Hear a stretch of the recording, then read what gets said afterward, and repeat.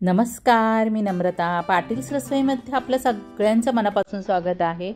आणि आज आपण थोडेसे वेगळ्या पद्धतीने उपवासाचा उपमा कसा बनवायचा ते पाहूया।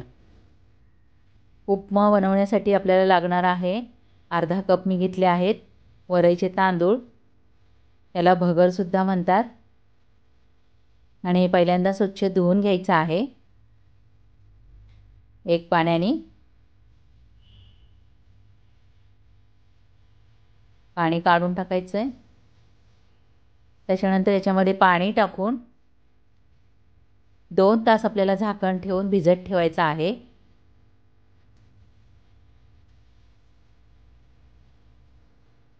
आता उपमा बनवायला घेऊया। तर इथे मी 1 चमचा घेतला आहे तूप, आणि या तुपामध्ये पहिल्यांदा थोडेसे काजू भाजून घ्यायचे आहेत हलकासा गोल्डन कलर येईपर्यंत। काजू भाजून झालेत, बाजूला काढून घ्यायचे। आणि याच्यामध्ये घ्यायचं आहे अर्धा चमचा जिरं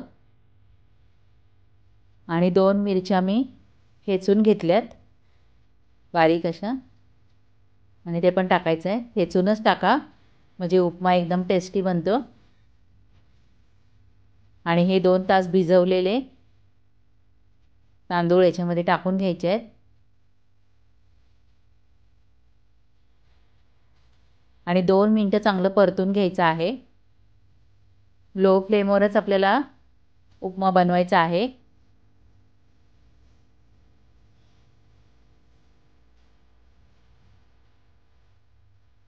आणि याच्यामध्ये मी साधारणतः 1 मोठा चमचा शेंगदाण्याचा कूट घेतलाय। शेंगदाणे थोडेसे हलकेसे भाजले, त्याच्यानंतर कुटून घेतलेत। चवीनुसार टाकायचं आहे मीठ। जितके आपण वरईचे तांदूळ घेतले त्याच्या डबल आपल्याला पाणी घ्यायचं आहे इथे। आणि मी साधंच पाणी वापरलेलं आहे, गरम पाणी टाकलेलं नाहीये।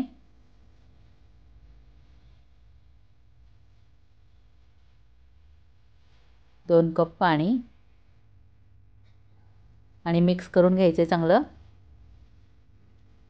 आणि याच्यावर झाकण ठेवून 3 ते 4 मिनिटं लो फ्लेमवर शिजून घ्यायचा आहे उपमा। हे बघा 4 मिनिटं चांगलं मी शिजवून घेतलं आहे वाफेवर। चेक करायचं आहे, तर थोडंसं आपल्याला कच्चं वाटतंय, त्याच्यावर ना थोडासा पाण्याचा हक्का मारायचा, साधारणतः 2 मोठे चमचे।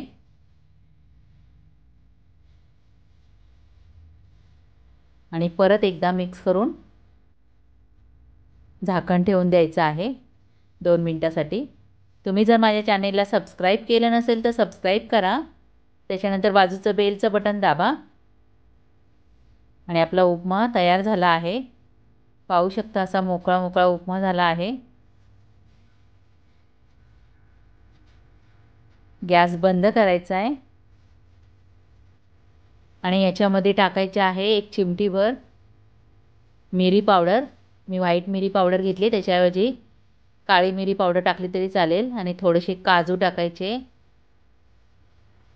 आणि थोडंसं वरून तूप टाकायचं। तुपामुळे एकदम टेस्ट येते उपम्याला। या एकादशीला तुम्ही असा हलका फुलका उपमा करून बघा, अजिबात पोटाला गॅस वगैरे होत नाही। खायला तर खूप टेस्टी लागतो। व्हिडिओ आवडला तर एक लाईक करा। व्हिडिओ पाहिल्याबद्दल धन्यवाद।